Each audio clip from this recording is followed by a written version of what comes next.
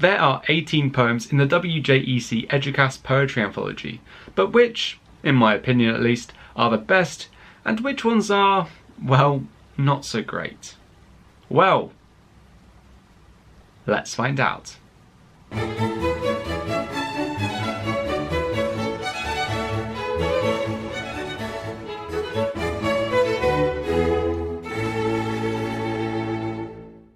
Alright, how's it going, Revision Squad? It is me, Liam, aka Mr. Knight, aka DystopiaJunkie, and in this video I will be going through all 18 of the WJEC Eduqas Poetry Anthology poems and putting them into, as you can see, a tier list.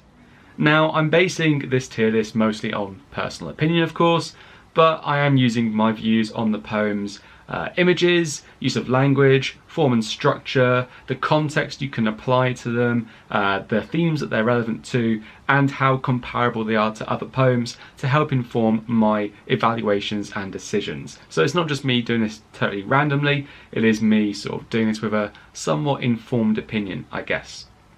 Now, of course, these opinions are not meant to be, gospel. It's not set in stone. You are more than welcome to disagree with me. And in fact, I actively encourage that you do disagree with me.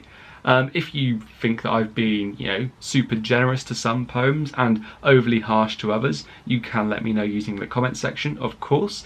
And you are also welcome to, if I can, share the link to this tier list, I will share it. And you're welcome to then, make your own tier list for these poems as well. So, with all that out of the way, and me explaining sort of what I'm going to be doing in this video, let's begin by talking about Philip Larkin's poem, Afternoons. Okay, so to begin with, I'll be placing Philip Larkin's Afternoons in the D tier, which I'm aware does seem quite low, but just trust me for now. Now, the reason why I put it in the D tier is I do think it has some nice images. So, for instance, that image of an estate full of washing, I think, is fantastic. And there is obviously plenty of symbolic potential in those acorns and the trees and the leaves that kind of feature throughout the poem. I think certainly, from a form or structure perspective, you could say, yes, okay, it has 3 stanzas that are each 8 lines, but I don't think that's particularly exciting. You could say, all right, like, the rigidity of that shows that the lives of the young mums that are, in the poem is, I don't know, their lives are quite monotonous maybe, or boring.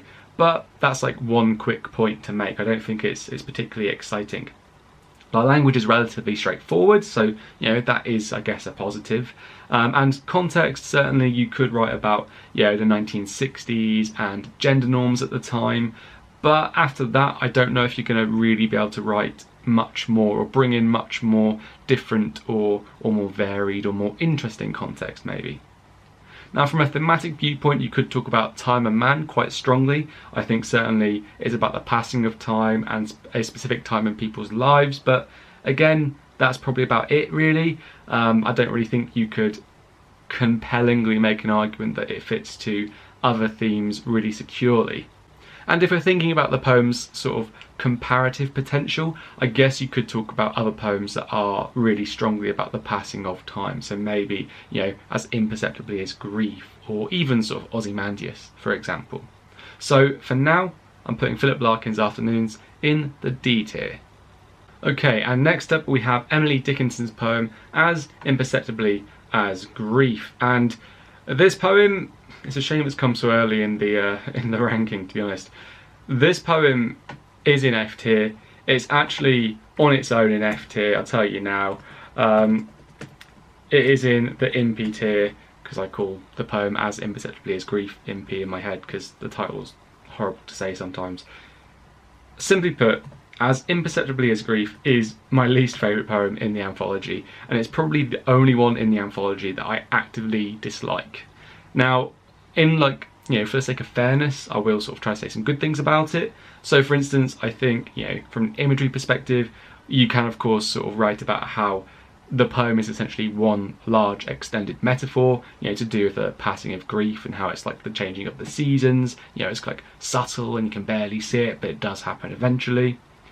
If you want to talk about form and structure, you could talk about how the dashes reflect an uncertain mind maybe, but again, there's not much else in terms of there being like a rigid or set or traditional structure, so it's hard to say lots of really compelling things structurally, in my opinion at least, or I wouldn't sort of be writing things, at least personally, straight away. The language is quite complex in the poem, by virtue of it being one of the older ones, I guess. So again, it's not necessarily like the most friendly poem to sort of be engaging with. I guess you could sort of pick apart some of the more difficult language choices and explain what they mean and how they're sort of functioning within the poem. You can of course do that. Context, I think, is really hard to apply for this poem.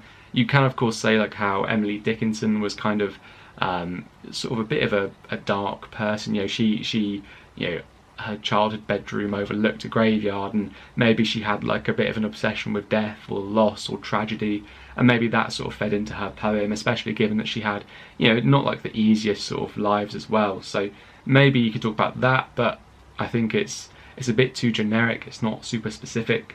And then if you're thinking about poems to compare as imperceptibly as Grief too, I'd say it is also quite tricky.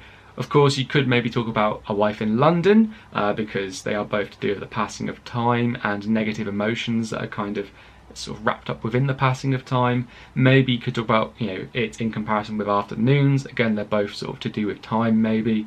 But to be honest, it's sort of like the odd one out, the ugly duckling of the anthology. It's not really one that is very sociable. It doesn't really compare and work with other poems in a really interesting way, at least in my opinion. So Emily Dickinson's As Imperceptibly as Grief is there in the bottom tier, the impy tier, there on its own. I'm sure you cannot change my mind about that, I'm sorry. So now I'm going to be thinking about Thomas Hardy's A Wife in London, which I'm going to place in the C tier.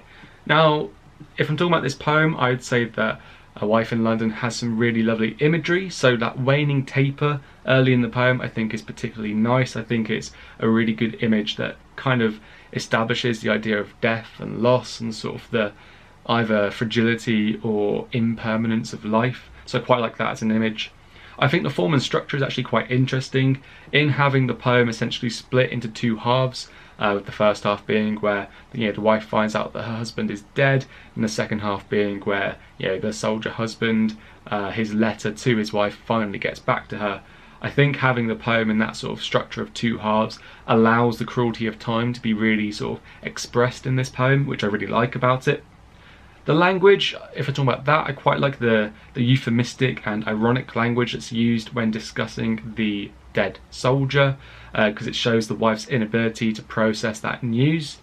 Context, I think, is something that you can apply fairly easily to this poem. You can talk about the Boer War and how there were unexpected losses, which maybe makes the, you know, the soldier's sort of death seem maybe a bit more tragic. Obviously Hardy was quite anti-war, so you can talk about how, you know, in showing like the negative consequences of war, you know, he's sort of conveying those views. And of course, actually, interestingly, this is a war poem, if you like, or a poem that is somewhere in like the category of war poetry, but it isn't actually on or about the battlefield, it's about the people back home. And I think that's quite an interesting perspective, which does mean that it can actually compare to a lot of the other war poems quite nicely. Now, if we're talking about themes, maybe from themes you talk about, you know, war of course, and man, because it's about people and sort of people's emotions. You can talk about time as well, and sort of, you know, the passing of time and how, again, time is shown to be cruel in the poem. And loss. Loss is a theme I think that comes across really strongly in this poem. Loss in this sense being the more literal sense of, like, you know, the loss of someone's life, their death. So yeah, again, from a comparison perspective, the war poems it works really nicely with, and as I mentioned just a moment ago, you could also compare it to As Imperceptibly as Grief too. Alright, so the next poem we're going to look at is Rita Dove's cosy Apologia, which I'm also going to be placing up in C tier. Now, reasons why I'm doing that, I think, you know, it's got some really nice images, yeah, sure. I mean, there's those cliched romantic images to start with. There's those domestic images that she uses when she's describing her love for her husband. And of course, there's the personification of Storm Floyd throughout. So actually, imagistically, it's a fairly rich poem. From a form or structure perspective, you could say how there's that shifting rhyme scheme. So, you know, it's sort of, it changes stanza on stanza, which you could sort of analyse as being indicative maybe of how Storm Floyd and nature is disrupting sort of man's efforts here. It's disrupting Dove's ability to write her poem. But at the same time, Dove is still able to keep a rhyme scheme in her poem at all. So maybe in like that battle of man versus nature, maybe man's won, because although sort of Dove's rhyme scheme has been altered, there is still a rhyme scheme at all. A rhyme scheme still remains in place, and so man is sort of more powerful, just not totally more powerful. It's sort of lost some ground. Now, from a context viewpoint, obviously it's about a specific person, read Dove. It's about another specific person, her husband, which means you can make some pretty easy sort of comments there. And also it's about a specific event, the devastation of Storm Floyd. So again, you're able to draw on sort of context quite easily there. You can talk about how many people died because of Storm Floyd, when Storm Floyd occurred, how many people died, where like it affected America, things like that. From a theme perspective, you can obviously talk about nature, you can talk about man, you can talk about love as well. It's really like more dominantly a love poem, I'd say, than a nature poem. And of course you could also talk about violence or power as well, both in sense of like the powerful emotions that Dove is writing about, but also kind of like the power of nature and how destructive it can be.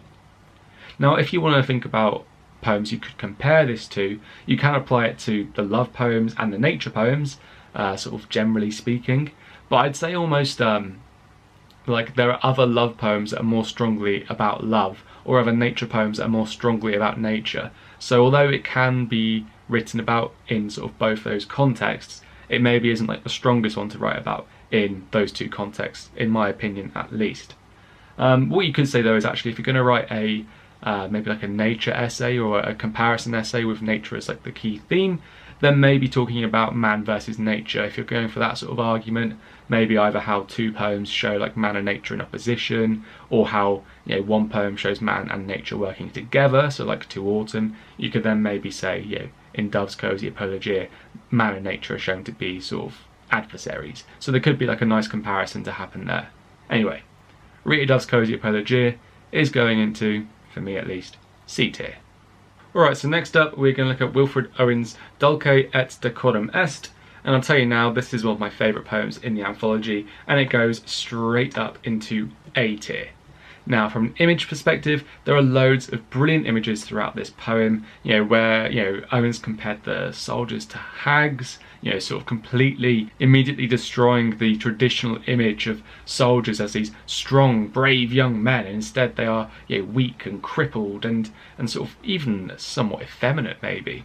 I think that's a really strong image. The strong image of the soldier drowning in the gas, I think, is really, really gruesome and awful, but really conveys sort of exactly what Owen is trying to put across in his poem. There are loads more, I could really go on, but I don't want to make this video too long. So yeah, the images are fantastic in this poem. I think it's really imagistically rich. I think you're spoilt for choice, basically, to analyse images in Dulce et Decorum est. From a form or structure viewpoint, I would always talk about maybe the alternate rhyme scheme, because that kind of mimics the marching, the sort of trudging left, right, left, right, left, right, that the soldiers experience there out on the battlefield. And also the use of sound is really evocative throughout the poem. I think the alliteration and sibilants and consonants that you can find all throughout the poem makes it just really phonetically quite tight, and I think it's sort of an aspect of the poem that you can analyse in great detail. The language is actually fairly straightforward, but within that it is emphatically critical, or negative at least, throughout. And that sort of ties into Wilfred Owen's rejection of the pro-war sentiment that abounded at the time in which he was writing. You've got to bear in mind, Wilfred Owen was basically blown up in battle. He had a really, really awful time serving in the army, and so he's not going to have this brilliant view of it.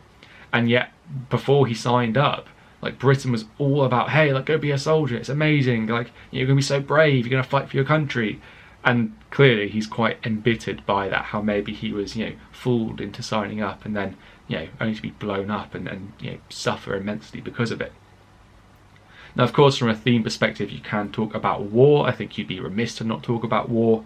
You can also talk about man. Again, this is a specific person's sort of experience of war. It shows how, like, people's lives are incredibly fragile, how actually, war and sort of conflict is shown to be so much more powerful and violent than humans are, maybe. And of course loss as well. There is, the loss of a human life in the poem. You could also maybe say, Wilfred Owen sort of depicts the loss of, I don't know, sort of nationalistic pride maybe, and how he calls Dulce et Decorum est, the old lie. He clearly feels really let down and disappointed by maybe not his country, but by the people who are sort of in charge of his country, maybe. So yeah, Dulce et Decorum est, A tier, fantastic poem, probably my second favourite in the anthology overall. I just absolutely love it. And speaking of another poem that I do actually really love in the anthology is Seamus Heaney's Death of a Naturalist, which also goes up into A tier. Now, I'll sort of concede there is a slight personal bias here. When I was doing my own GCSEs back in sort of 2010, sort of was when I finished them, we studied Seamus Heaney, we did quite a few of his poems, and Death of a Naturalist was one of them. So I do have quite a lot of fond memories of studying Death of a Naturalist myself, so that may sort of cloud my judgment here a little bit. But actually, I think it's a brilliant poem in its own right, and Heaney is a fantastic poet. The images throughout Death of a Naturalist are really evocative. They really convincingly create a really sort of fleshed out scene of nature, and I think that is so sort of central to this poem. I think from a form and structure viewpoint, that stanza break, which acts kind of similarly to a volta in a sonnet, to be honest, that stanza break that shows that shift from this young person adoring nature to being like frightened or unsettled by it, I think is really powerful. You could also say, like, although there's no rhyme in the poem or no like consistent rhyme scheme to the poem, it's quite a conversational poem. It's almost like Heaney sat you down and just sort of spoke to you about his own experiences. And I think that is really nice as well. There's something really sort of not pretentious about the poem at all, and how actually maybe in being sort of somewhat simple in a form and structure perspective at least, that simplicity sort of speaks to maybe like the idea that he was a child when he was experiencing what he's writing about, and how like as a child maybe things are really, or they feel really simple or straightforward or black and white, for instance. And of course alliteration and sound patterns, like, they abound throughout the poem. Although it hasn't really got much in the way of like rigid rhyme, the sound patterns that are evident in the poem are beautiful, and I think speak to maybe like intense passion, sort of deep interest, or even just sort of he uses alliteration, sibilants, consonants, etc. to really highlight and emphasize the sort of nature images that he is sort of using those techniques within, maybe. Now the language, I've kind of sort of alluded to this already, it really strongly creates that childish perspective. So, when he talks about the mammy frog and the daddy frog, and how he talks about the things his teacher tells him, very clearly that perspective of a young person is created. I think it's really beautifully done. From a context perspective, I think it's very easy to draw on Heaney's own life. I mean, he sort of has said quite openly that this poem is based in part on his own experiences as a young person living in rural Ireland. Certainly, I also wonder as well, and I think it's a sort of slightly outside the box, so I always like to mention it and think about it. The year in which he wrote this poem was the same year in which he became a father for the first time, and sort of became the father to a little boy. And I do wonder if sort of knowing that he was becoming a dad, maybe that had him also reflect on his own childhood. Possibly, I mean, I wouldn't actually know, but I think that's something that maybe you could bring in from a contextual perspective. Now the themes that this poem is relevant to, I mean, nature, time, man, they're all quite obvious, I think, and you can write, I'd say, a pretty convincing, a pretty compelling, pretty thorough essay on any of those themes in this poem. But I'd also argue love comes across quite strongly in the poem too. Not in like a romantic sense, but in the sense that he is deeply fascinated by nature, and how that love maybe changes or is lost. So actually maybe loss comes into it too. Certainly actually the loss of innocence, I think, comes across quite strongly in this poem. So again, we've got another theme there that we could write about with regards to Death of a Naturalist too. In terms of comparing it to other poems, you've obviously got the nature poems, you've got any of the poems that sort of deal with people changing and experiencing a profound change in their lives. And again, actually maybe you could, if you were asked to write about love in two of the poems, maybe you want to talk about love in Death of a Naturalist, because it's a bit outside the box and maybe encourages you to think a bit more, I don't know, in a bit more of an abstract way, and that might actually allow you to, you know, yes, it's a bit of a risk, but might allow you to sort of gain some really high marks, because it's not a sort of typical or expected analysis to make. So Death of a Naturalist, up in the A tier. Again, a brilliant poem. I really, really do love it. Next up we have Hawk Roosting by Ted Hughes, which I'm going to place somewhere in B tier, I think. So the first poem in B tier in this tier list. Now, thinking about that poem, I would say that, you know, the images clearly show that the hawk is a killing machine. I think actually there's some really nice and quite easy images to analyse, which might, you know, make them ones that you want to analyse when you're actually coming to writing about this poem. The form and structure I actually really like in this poem, because it's tight and rigid. It's sort of really sort of solid, and that to me replicates the control that the hawk sort of is talking about, it thinks it has. And maybe you could talk about, you know, the fact that the poem is so rigidly structured. You know, it sort of is another way of Ted Hughes sort of demonstrating the control that the hawk has. You know, the hawk is not only something that thinks it's, you know, basically God, and it kills what it wants, where it wants, when it wants, because it can, but it's actually almost so powerful that it's able to control the poem in itself. I think that's like a really nice bit of analysis you could do. The language choices throughout the poem really strongly convey the hawk's arrogance. Again, like that sort of really simple sentence, I kill where I please because it's all mine. You know, actually it's a compound sentence, but, you know, it's really simple in the sense that it's, you know, not difficult. I think that sort of really shows how arrogant the hawk is. You know, how it sort of turns the whole of creation in its foot, or words to that effect. I think again shows how it really does think it's basically God. And I think that's really, it comes across really powerfully in the poem. Now, if I think about context, this is maybe where kind of the poem, maybe it's why it's more in like the B tier rather than the A tier, because the context, you can talk about Hughes' rural upbringing. I think you can do that quite easily, and certainly say like because he was brought up in sort of, you know, a rural location, and he sort of, you know, was involved in hunting and sort of with his older brother at least. Like, you could say that he's aware like that nature isn't just this soft, fluffy, cute thing, and that nature can be quite violent or quite powerful.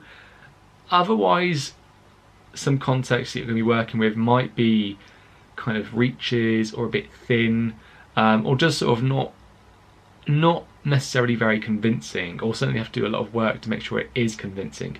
In my opinion, that is, of course.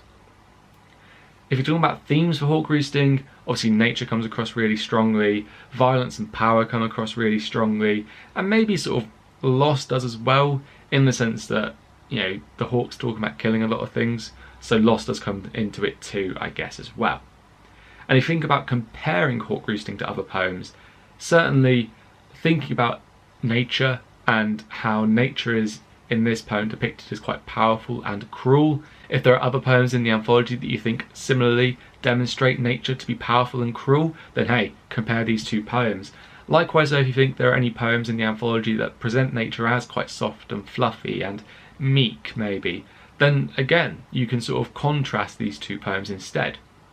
I'd also argue that you can make a really good essay, a really good comparative essay between Hawk Roosting and Ozymandias, because they both demonstrate incredibly arrogant characters, if you like. I think that can maybe come into an argument about power and how powerful people or creatures or entities or characters are depicted across the poems. So yeah, that's kind of it for Hawk Roosting for me. B tier, nothing wrong with that. I think it's a very good poem. Just there's like a tiny handful of other poems that I think are just a little bit better than it. But still actually one of my favourites, and one of the ones that I really enjoyed teaching.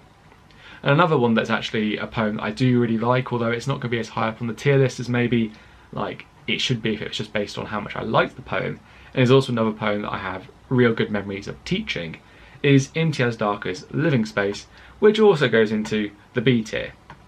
Now, Darka's Living Space, I think its images are wonderful. I think they emphasise the precarity in which the people living in the Mumbai slums experience. For instance, the idea of like nails clutching, that's also quite an interesting image, because is it like the metal nails of the structures sort of trying to keep the structures together, or is it people's fingernails trying to sort of clutch onto things to keep them together because their lives are so precarious and difficult? It's really open to interpretation. I think that's like a really lovely image to go for. Also interesting that sort of, at least what I did there, no matter if it's like the metal nails or people's fingernails, it still comes back to that idea of precarity and how difficult the people's lives are. Also, the eggs in a wire basket right at the end of the poem is probably one of like the most wonderful images in the entire anthology in my view.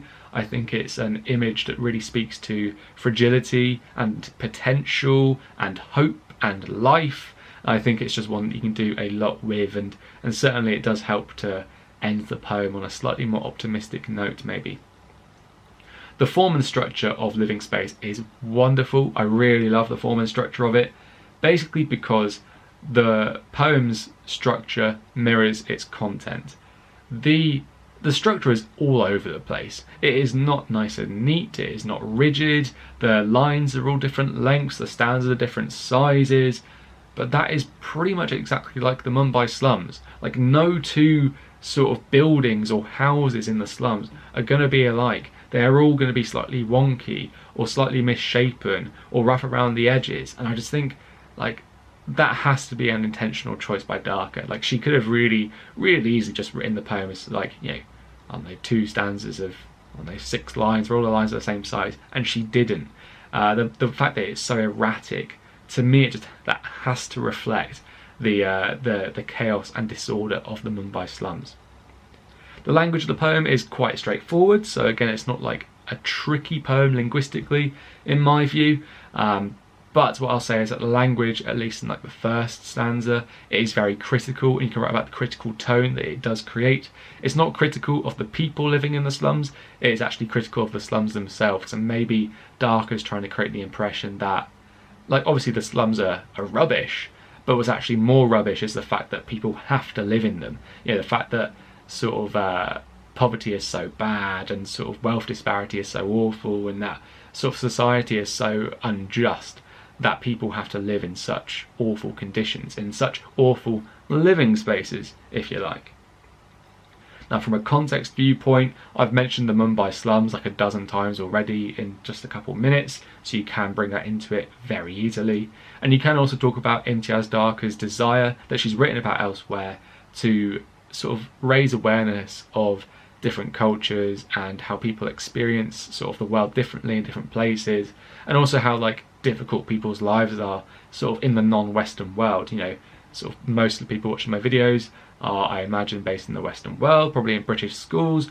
As much as our lives can be difficult sometimes, in the grand scheme of things, our lives are actually quite easy. Whereas for the people living in those Mumbai slums, like, their lives are really hard, and Darker really wants to make sure that we know that, and sort of that we're aware that actually life is really difficult for other people elsewhere. Now, if you're talking about themes for this poem, I think you can talk about man, you can talk about place, and actually like the interaction between those two ideas, like how people work with or maybe against the places in which they're living, or maybe how the places are working against them as well. And certainly, again, from a comparison viewpoint, if you're going to compare this poem to others, think about maybe how man and place are sort of depicted in other poems, like how man and place are working together or not working together in other poems. So maybe like think about Mametz Wood and how the sort of the earth stands sentinel with the soldiers, like the place is sort of working with them slightly, whereas maybe here in Living Space it's a less of a positive relationship between the two. Apart from that though, I'd say this is where Living Space is slightly limited, and why it's down in B tier and not up in A tier, because I think actually it's got loads of qualities that would be sort of befitting of an A tier poem.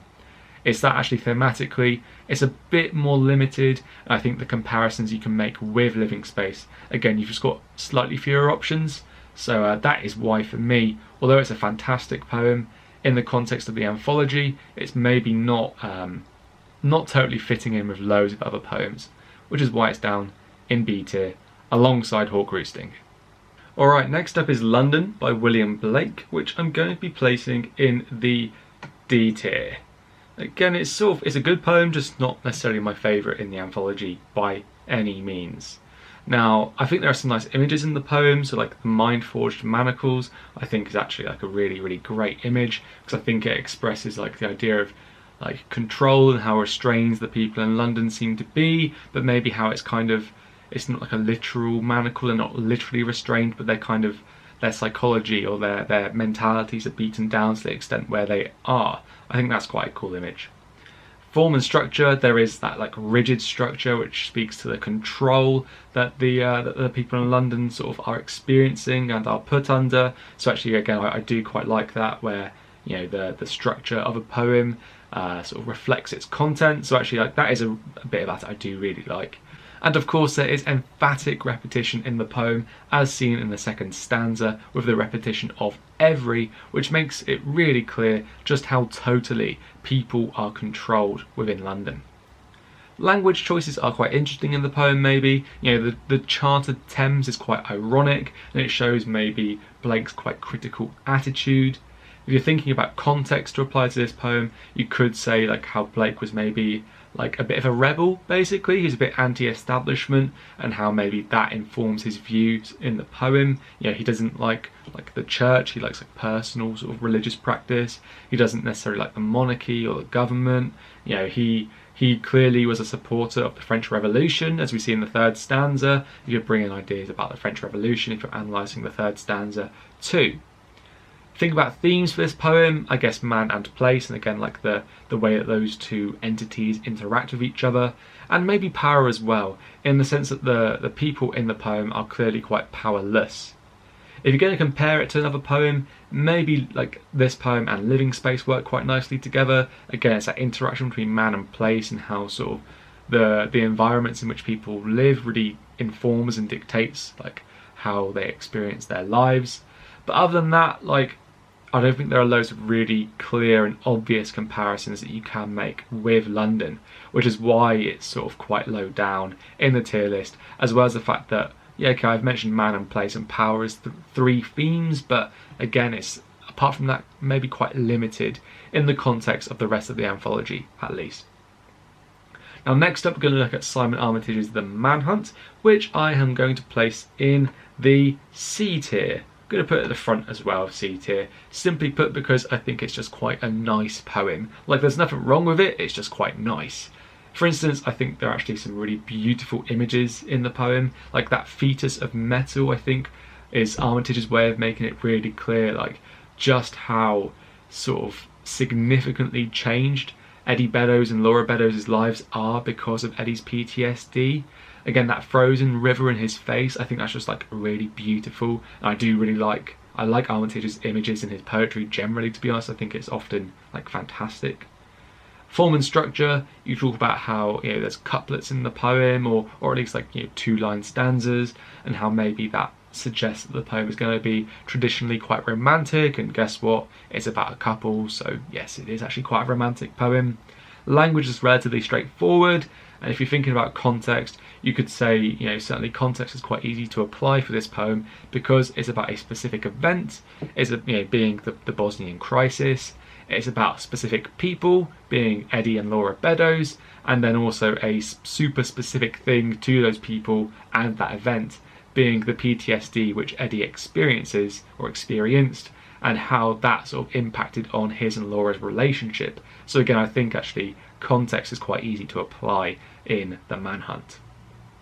Think about themes, obviously love comes across really strongly in this poem. War, or like the effects of war, comes across really strongly in this poem. And of course, it's about people, and in this case, specific people. Therefore, like man, yeah, okay, it applies to man as well.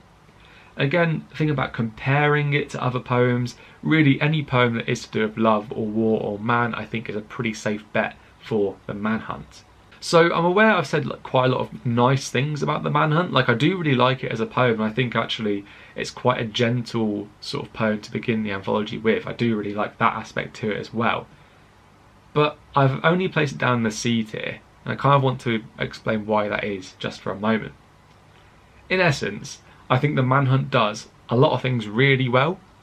So for instance, like its work with like those themes and the fact that it can compare to a lot of poems, I think its images are like outstanding. But actually, it might be a case of like there are other poems that do those things maybe slightly strongly, but for like those specific things. So I'm aware that was quite like, that wasn't very well explained, to be honest. The Manhunt is a love poem, for instance, but it's also a war poem, it's also a poem about man. I would say that maybe there are other war poems that are more strongly war poems, and there are other love poems that are more strongly love poems, but the Manhunt is like the best poem, maybe, at being about both love and war, for instance. So it's quite good at being like quite a general poem. It covers a lot of ground, but actually there are other poems that do specific things more strongly, at least for me, that is. Again, personal opinion, you're welcome to disagree with me, as long as you're respectful, of course. So yeah, please use the comment section down below if you think I'm talking a lot of rubbish there, basically. Next up, we have Owen Shears's Mametz Wood, which I'm going to place up in A tier. So why in A tier? Well, firstly, I think it's got loads of brilliant images throughout the poem. For instance, that blown and broken bird's egg of a skull, again one of my favourite sort of singular images in the entire anthology, to be honest. That nesting machine gun as well, I think, is a really interesting image. The idea that it's like a bird of prey, but also it's nesting, so it's like parental, but also it's killing things. Like, that's really interesting sort of thematically. And I don't know, another image that I really like would be like the mosaic of bone, because it emphasises just how sort of completely obliterated the soldiers were. Like, it's a very artistic way of expressing how destructive and violent and damaging war is. And that's sort of what I think the images convey generally across the poem, is that war is incredibly violent and powerful, and man, conversely, is incredibly fragile. From a structural perspective, I would probably comment like it has small and inconsistently shaped stanzas, which maybe reflects the soldier's remains. Again, you know me, I like thinking about how like the shape of a poem, its structure, its form, might relate to its content. And here, with a poem that lists so many tiny fragments of sort of people, basically, to have such like small fragmentary stanzas, I think, again, that's got to be intentional. And if not, certainly something that is believable if you're going to write about it. The language, I think, is pretty straightforward, but yes, that critical tone is apparent throughout it. You know, the wasted young, you know, sort of making it really clear that Owen Shears thinks like the losses that were experienced in World War I were, you know, absolutely unnecessary. So again, I think that's a nice thing you can pick up on in your writing if you so chose to. Contextually, you could talk about how this is about a specific group of Welsh soldiers, and my family, quite a lot of them are from Wales, so actually that's kind of why, you know, it might be slightly biased here in sort of favouring a poem about the Welsh maybe. But actually you can talk about how, you know, this is about, you know, a specific incident within the Battle of the Somme more generally. You can talk about World War I more generally, and also, and this is like why I think this is quite an interesting war poem, you can talk about how we look back and remember like people who fought in war. You know, the poem is sort of in theory written from like a more contemporary viewpoint, looking back at World War I, rather than it just being a World War I poem. So that's like quite interesting and actually like quite subtle, and it is quite deep as well, and you can do a lot of interesting analytical work with that too. Thinking about themes, obviously it's a war poem, obviously violence and power come across really strongly in it as well, but then also in Mametz Wood, I mean, it's named Mametz Wood, it's named after a specific place, and so you could say it is a place poem too. Again, there's that interaction between man and place and how the earth stands sentinel. I'm going to repeat that quotation again. That is maybe something you could pick up on if you wanted to talk about how, you know, Mametz Wood shows how man and place are working, in this case together, I would say.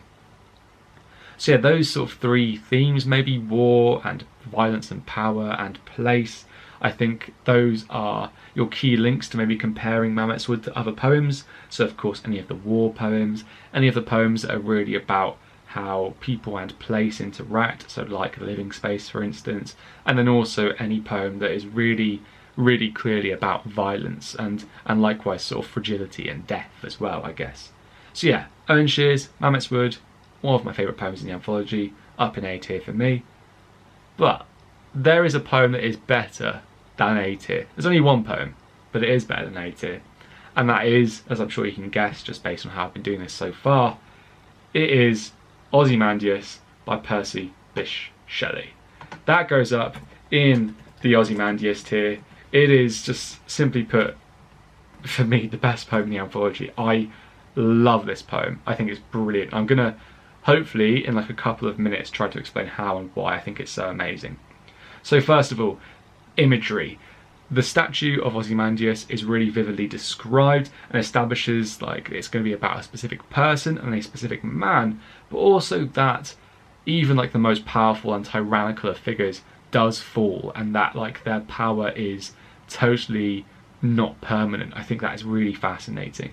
I think Shelley really excellently creates the idea of that desert and how like the sand is essentially limitless, and yet like this broken statue is just like a speck in the dirt basically. It's so insignificant. I think that's phenomenal. Form and structure. This is possibly why, or at least like a large contributing factor for why this is my favourite poem in the anthology. It's a sonnet, but this is not a traditional love poem in any sense of the word. It is not romantic, it is not lovey-dovey, but it's a love poem in the sense that Ozymandias is so arrogant that he clearly loves himself. He thinks he is so all-powerful, he really rates himself. And so actually that sort of Ozymandias' arrogance is so sort of dominating that it informs Shelley's sort of structural choices. I think that's just amazing, and I would, like, if I was writing an essay on Ozymandias, I would be totally drawn to writing about that. With regards to language choices, Ozymandias' personality is really sort of effectively conveyed, as is just the wreck of his statue. I think Shelley pulls no punches there. You know, the fact that, you know, the sort of the sneer of cold command and the hand that mocks them, etc. Like, Ozymandias is not shown to be a great guy, but then also the fact that, you know, again, there's a colossal wreck. You know, his statue is just obliterated. There's like a really nice contrast and juxtaposition maybe between like the man in life and the man in death, or his legacy at least. Contextually, you can talk about how Shelley was maybe not the biggest fan of authority figures. He wasn't like a fan of God. He was an atheist, and actually you can talk about how Ozymandias, or Ramses II, being an Egyptian pharaoh, was believed to be like God's representative on earth, or like the God's representative on earth. And so actually talking about how maybe, you know, Shelley, he doesn't like authority figures anyway, but he also doesn't like God. And so, you know, for a pharaoh to be both like, you know, Egypt's ultimate authority figure and also the representative of the gods, for him to totally take down Ozymandias, I think is something that is in line with his beliefs and something you can write about. And of course, I've just mentioned Ozymandias, Ramses II, a very sort of effective, if you like, ruler of ancient Egypt. Certainly one that was very powerful and very sort of iconic, I guess. I think you can bring in context to do with that too. Additionally, you can bring in the context of how his statue was acquired, shall we say, by the British Museum. You know, the fact that, you know, that it is a real statue, that Shelley was aware that it was coming to the British Museum. It was something that he anticipated, and sort of in anticipating the statue's arrival was why he wrote this poem. You can bring that into it as well. And maybe even, and this is where it gets like slightly deep for a moment, so I do apologise, the idea that Ozymandias was so arrogant and so, you know, look on my works ye mighty in despair. He thought he was better than God, basically. And yet, none of that remains, apart from a few fragments of it, which have been taken to a British museum. But also, like, this poem is kind of, it speaks to his legacy as well. It's almost like his legacy has sort of continued because he's been captured in this poem. And there's a question there of, like, there's this really cruel and all-powerful leader who wanted to be remembered for the rest of time. And he has been, but as, like, a crumbling relic and a poem that sort of mocks him slightly, or at least like presents him in a negative light. Like, would he have really wanted that? I don't know, it's just really fascinating, the idea that, you know, he has a legacy, he is still remembered today in the 21st century, and yet is it actually the sort of legacy he would have wanted? Is he really remembered for the right reasons or in the right way? You know, he's not this all-powerful leader, he's just a crumbling statue in a poem. You know, is that what he wanted? I don't know. Getting a bit too deep, I do apologise. Themes. Let's talk about themes super quickly with Ozymandias. The themes of man and time and power and nature are all, I think, quite dominant in this poem. As well as maybe loss, like the loss of one's reputation, the loss of one's stature. That comes across in this poem. And what about love as well? You know, Ozymandias clearly loves himself. I think, again, you could talk about this being a love poem in a sense. And that's why I think this poem is so brilliant, actually, is because it has so many themes that are central to the anthology apparent within it. And it means that it can be compared to loads of other poems in the anthology. So think about any of the poems that present someone or something as arrogant. So Hawk Roosting. Like, they're actually very different poems, but there's a really arrogant central figure in it that is, you know, depicted. And that's where I think a comparison can be made. Talk about nature versus man. You know, the idea that Ozymandias, he's dead, his statue has been sort of worn down by sand and wind over time. Nature has clearly outlasted him there. And yet maybe there are some other poems where, you know, man and nature are working together, like To Autumn. Again, two seemingly very not connected poems at all. And yet there we have a key idea of man and nature either working together or in opposition. And finally, love. Like, I know I've sort of gone on about it being a love poem a little bit, or how it's a sonnet, but not a typical sonnet. But think about comparing Ozymandias to Sonnet 43. They're both sonnet forms, and yet they show completely different types of sonnet, or different types of love, I should say. And even the idea that actually, I guess both of those sonnets are actually somewhat blasphemous. You know, Barrett Browning is sort of saying that Robert Browning is better than God, or at least equal to God. And there's Ozymandias saying, hey, guess what, God, I'm better than you. Look at all of my works, look at all of my creation. Again, I just think it's brilliant, basically. I could probably go and make like a 2-hour video about why I love Ozymandias so much, but I'm aware that this video is going to be very long as it is, so I'm going to sort of stop going on about it so much. But Ozymandias, for me, the best poem in the anthology, hands down, like no debate there to be had for me. If you want to tell me it's a bad poem, you have got plenty of convincing to do, but I do welcome it, so give it a go if you fancy it. And next up we have Sonnet 43 by Elizabeth Barrett Browning, which I am placing in the B tier, and not because Barrett Browning has 2 B's in it. Now, Sonnet 43 has some really lovely images that explore love in quite interesting ways. I think Barrett Browning makes it very clear that her love for Robert Browning is enormous, and she does that throughout her poem by saying, yeah, she loves him by sun and candlelight, for instance. She loves him totally, all the time. Not just in the daytime, yeah, not just in the evening, whatever. Structurally, or formally at least, it is a sonnet, which, you know, is a really recognisable, you know, form that I think you can write about. What I would do though is don't just say like, you know, Barrett Browning used the sonnet and therefore it shows that she really loves him, because that's boring, first of all, and kind of obvious. What I would do instead is try to explore where there might be any deviations or imperfections in her use of that form. That's where your analytical potential really lies. So for instance, you know, does one of the lines maybe have, I don't know, a syllable too many? Is some of the rhyme maybe a bit weak in places? That's where we can maybe talk about maybe something like how, you know, although her love for Robert Browning is so immense and overwhelming, maybe it isn't perfect, or maybe she's not used to such perfect love that she can hardly express it. You know, there's sort of 2 angles to go there that are kind of contrasting, I guess. Linguistically, with that poem, you could talk about the semantic field of religion that is pretty clear, and that semantic field of religion does relate to the poem's context. Obviously, Elizabeth Barrett Browning was fairly, or should I say incredibly, devoutly religious when she was growing up, but that kind of waned as she got older. Robert Browning might have become her new object of worship as she got older, and that's something that you can bring in, I think, to your discussion of this poem. Furthermore, you could argue that, you know, the intense love that she talks about in the poem is maybe because of the sadness that she experienced in her life. You know, the fact that so many, like, you know, she experienced a lot of loss, like her younger brother died quite tragically, and even the fact that actually she had a very difficult relationship with her father. You know, the idea that, you know, he was actually quite cruel and quite sort of cold to her maybe, and so actually that's why her love for Robert Browning is so like intense and immense in comparison. If we're thinking about themes, obviously love comes through super strongly. This is like a through and through love poem. It's about people, so you could talk about man. If like there is sort of a question about religion, then obviously this is where religion does come into the anthology quite strongly.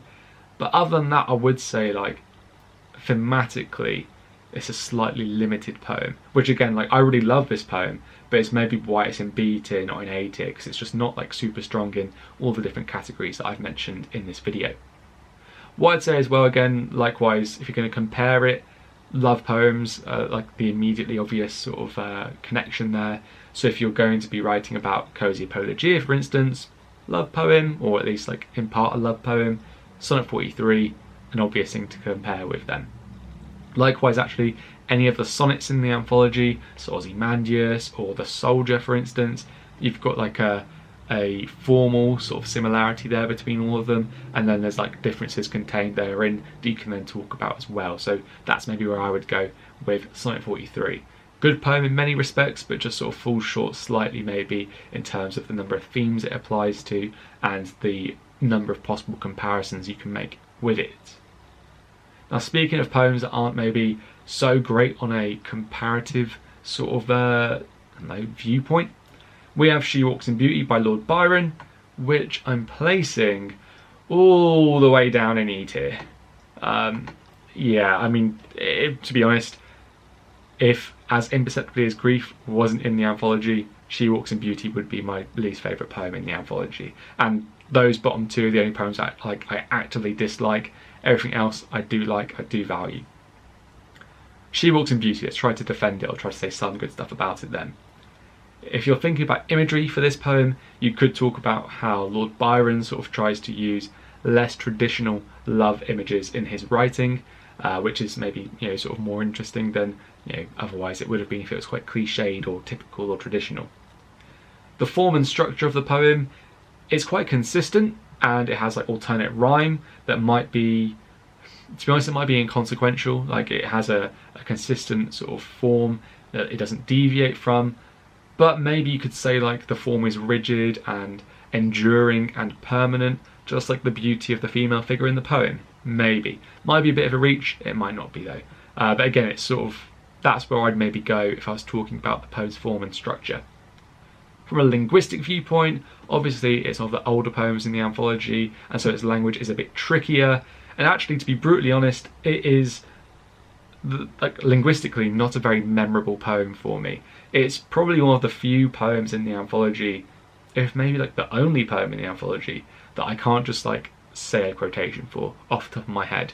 I mean, like She Walks in Beauty like the night, obviously like opening line I think, but you know, again off the top of my head, I've not read it for a couple of years now, at least not deeply. So yeah, I sort of think if I'm not able to remember like some quotations very easily, maybe that says like, for me at least, that it's not like linguistically a very interesting poem. Context, again, this is where maybe like the poem falls short a little bit from like an analytical viewpoint, is that I wouldn't say there's anything super specific or interesting in Lord Byron's like personal life or the time in which he was writing that I would want to bring in really clearly and really strongly in relation to his poem. I mean, yes, okay, you could say that he was involved in like a number of scandals regarding his personal life maybe, and there's a question about, is this a love poem or like a lust poem? But apart from that, there's nothing like super compelling. So yeah, this is a love poem or maybe like a lust poem, and it is maybe about powerful emotions, so you could cover that too if you're writing about power as a theme. But then in terms of comparing it, I would really struggle, to be honest. I don't think it compares very nicely or easily or obviously to any of the others, apart from maybe Sonnet 43, which has like a really pure love, versus maybe a very traditional love, versus maybe like the less traditional or less pure love that Lord Byron's writing about in his poem. So Byron, E tier for you. Okay, and next up we have William Wordsworth's The Prelude, which I'm going to put into C tier. I'm not really sure whereabouts in C tier. I'll pop it there at the end. Now the reason why I put it in C tier is that. I think its imagery is very strong and very nice, and I think it establishes the wintertime and the rural scene really well. And of course the immense amount of nature imagery really emphasises the persona's love for nature. Thinking structurally, I actually quite like its sound patterns because I think they mimic the content of the poem. So for instance, the sibilance mimics the sound of the ice skating.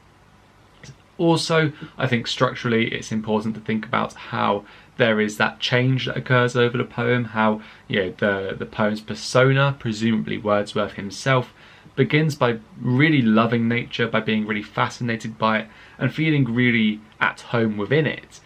And then by the end of the poem that transitions into like a disturbance, an unsettlement, a feeling of discomfort. I think that sort of change that occurs over the course of the poem is something you could talk about as a structural sort of component to it. The language of the poem is a bit more complex just by virtue of it being slightly older. However, I would say that the sense of discomfort is created especially well in the second half of the poem, especially when Wordsworth writes about the alien sound. I think that to me is a really key phrase that really evokes that sense of discomfort and disturbance that he's going for, I think.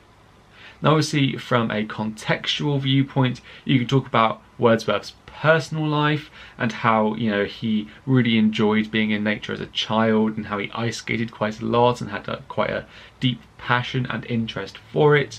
And you could also talk about his reputation as a romantic poet. One of those poets that really likes writing about nature and the power and beauty of nature.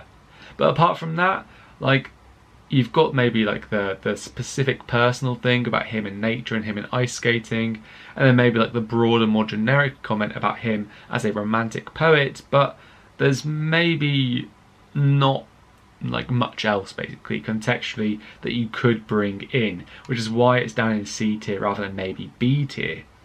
Thinking about themes, the themes of nature and man and place come across really strongly, but again maybe that's where it ends.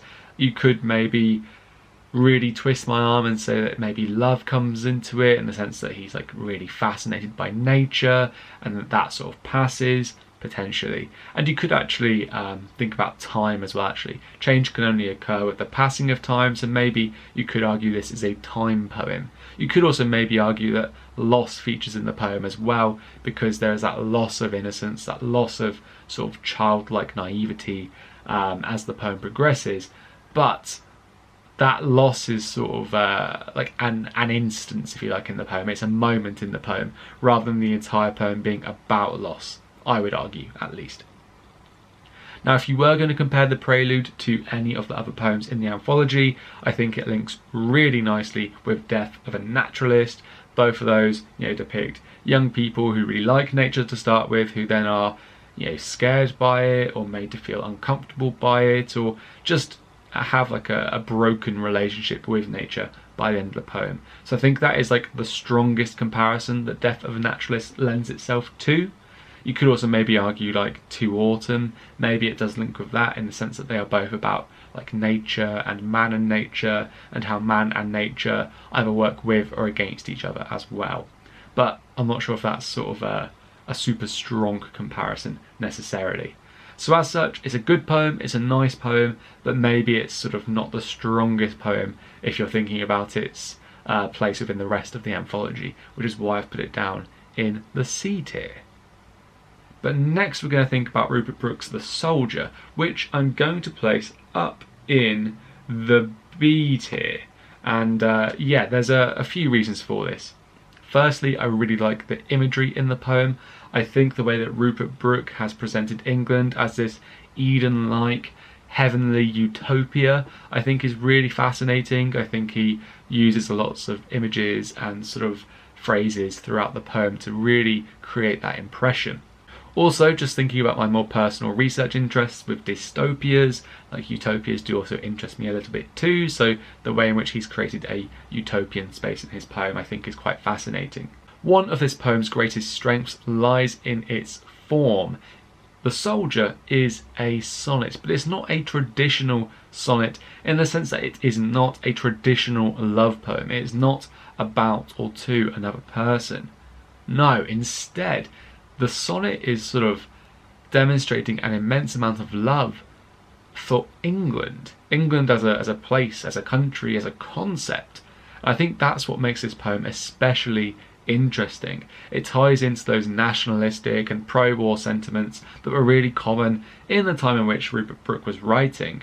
And so this is kind of like how Ozymandias is a sonnet but not traditionally a love poem.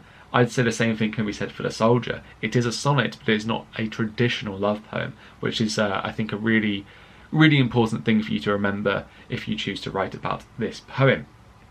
Now, linguistically, of course, The Soldier celebrates England. It has that really patriotic tone throughout, and that, I think, is sort of your big contextual sort of anchor for this poem. The fact that he is really tying into that pro-war sentiment that abounded in England at the time, but also remembering that he never actually actively fought in battle. He, signed up to be in the forces, and then he died on a boat on his way to fight, basically. So the fact that it is so pro-war, the fact that it is so patriotic, the fact that it says, if I were to die, think only this of me, that there is some corner in a foreign field that is forever England. That's all well and good, but it's very naive. It sort of speaks to the fact that Brooke never saw the horrors of the battlefield.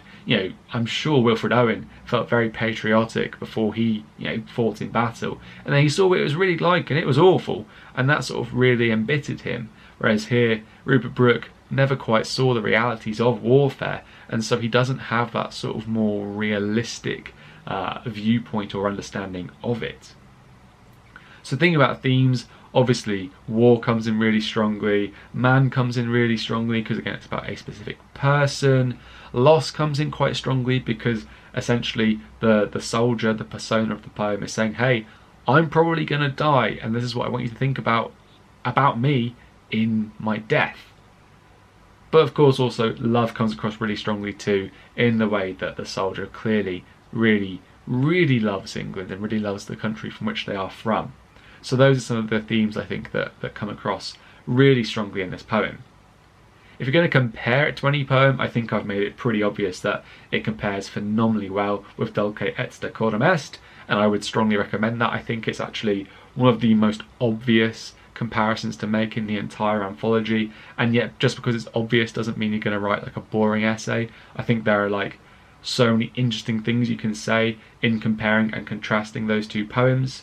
It does of course compare more broadly speaking with any of the other war poems, so like maybe Mametz Wood or A Wife in London you want to talk about as well. And actually also with that sonnet form you could talk about it in relation to Ozymandias. They're both sonnets but unconventionally so, or you could contrast it with Sonnet 43, which is very, very, very typically a sonnet. So, The Soldier, Rupert Brooke, for me, is a B tier poem. Really, really good, but maybe in some places slightly limited, or just slightly like not as powerful or impactful or emotive as maybe some of the poems in A tier and above are. So now we're going to think about To Autumn by John Keats, which I'm actually going to place down in D tier. And to be honest, again, that's not to say that I dislike this poem, I just think that maybe it's not as strong a poem as some of the others in the anthology, or maybe it's not one that has so many links and connections and comparisons that one can make with it. So, I do really like the imagery in To Autumn. I think the abundance of nature images really gets the idea of it, being about nature and about, in this case, a season. It gets that across very, very, very convincingly. And there are some images that I think are very beautiful, even in the sense that they are sort of actually quite realistic. They're not just romanticising nature. They're actually sort of depicting it in its sort of, I don't know, warts and all, if you like. The fact that it's so sort of sometimes quite disgusting in a way that nature can be quite overfull or bursting with life maybe. Formally or structurally, we can talk about how there is the passing of time across each stanza, how we have early autumn, mid-autumn and late autumn, stanza by stanza. You could also talk about the ode form and how the ode form is quite a celebratory form traditionally, and so actually we've got the idea that Keats is really, really celebrating nature and really, really celebrating autumn as a season. Also, there's that important sort of idea that the ode is traditionally has 10-line stanzas, whereas here we have 11-line stanzas. So the idea of sort of something being extra full or practically bursting or incredibly abundant is coming through not only in the poem's images and in its language as well, but in its form too. Speaking of that language then, I feel like Keats presents nature in an unromanticised way, so he shows how nature can of course be incredibly helpful, how nature can be so life-giving, but can also be, you know, sort of maybe a bit gross or maybe a bit sort of, I don't know, a bit too visceral sometimes, or how nature can actually be quite violent, how nature and death are really closely intertwined, you know, sort of plants and animals must die so that man can carry on living, you know, the circle of life and so on. If I think about context though, this is sort of one of the reasons why I've put it down in D tier. I think it's actually tricky to apply context, or at least like more personal context, to your analysis of this poem. Obviously, Keats was a romantic poet, and so you can bring sort of any ideas and discussions about romanticism into your analysis of his poem. But apart from that, there's not really loads more you can say, I think at least, or at least like obviously and immediately. You know, I guess you could talk about the context like harvest time and people sort of working at harvest to ensure that, you know, people had food. I guess you could do that, but I think it's not specific enough, or not interesting enough, or certainly not as specific or as interesting as the context you can apply to some of the other poems in the anthology. So yeah, that's something I'd say about its context. It's a bit tricky to apply it to this poem. In terms of themes, obviously this is a nature poem. It is a poem about man and nature working together, so you can sort of, if you're writing about man and nature together, or just man or just nature, you can bring in man and nature together, I guess.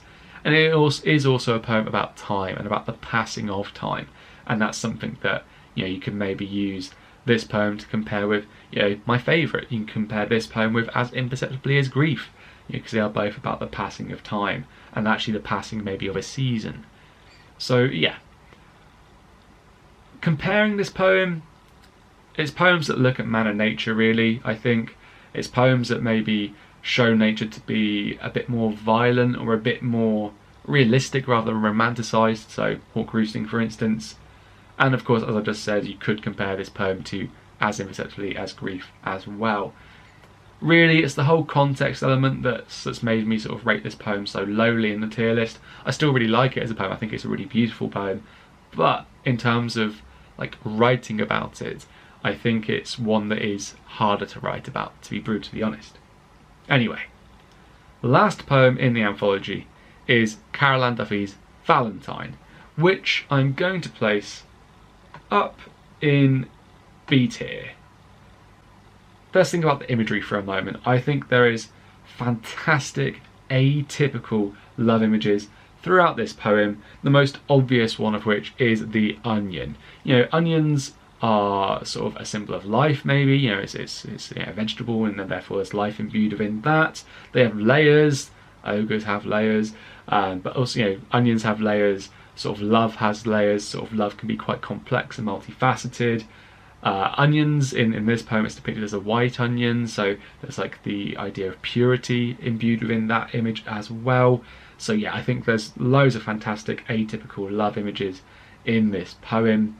And also Duffy outright rejects the more traditional ones. You know, she says like, not a cute card or a kissogram, not a satin heart. Like, she rejects those really cliched images that we might immediately jump to when we think about love, or at least like maybe like the capitalistic version of love.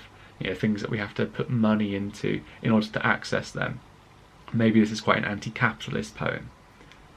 The form and structure of this poem is likewise atypical for a love poem. Duffy has not chosen to use a sonnet, she has not chosen to use sort of rhyming couplets, and I think often when a poem is sort of not really belonging to any identifiable form, I don't like that as much, or I find it harder to write about form. but actually here I think it really works, and again it's maybe the form and the content are working together. I think Duffy's maybe arguing that love, or at least the love she is writing about, cannot be controlled, it cannot be contained, it cannot be restrained.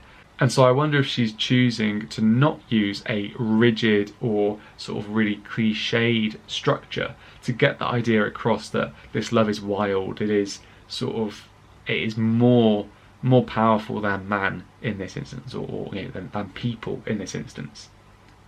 Now the language choices in the poem make it feel deeply personal, almost quite intimate, and that I think is caused by the direct address that Duffy uses in this poem, and also the imperatives she uses too.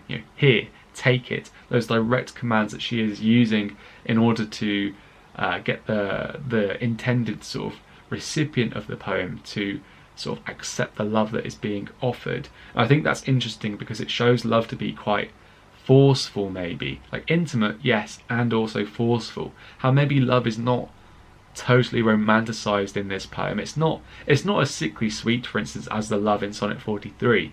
It is instead sort of shown to be destructive and violent, and it can make people sad, it can be possessive, it can be a bit neurotic, as well as all the lovely good things as well. It can be really creative and inventive, like using an onion as a gift I think is quite a creative, quirky kind of love, which is also incredibly valuable. Thinking about context for this poem, you can of course bring in how Caroline Duffy is a lesbian, and how at the time when she was writing this poem, her sexuality was not widely accepted. Certainly it was nowhere near as accepted as it would be today.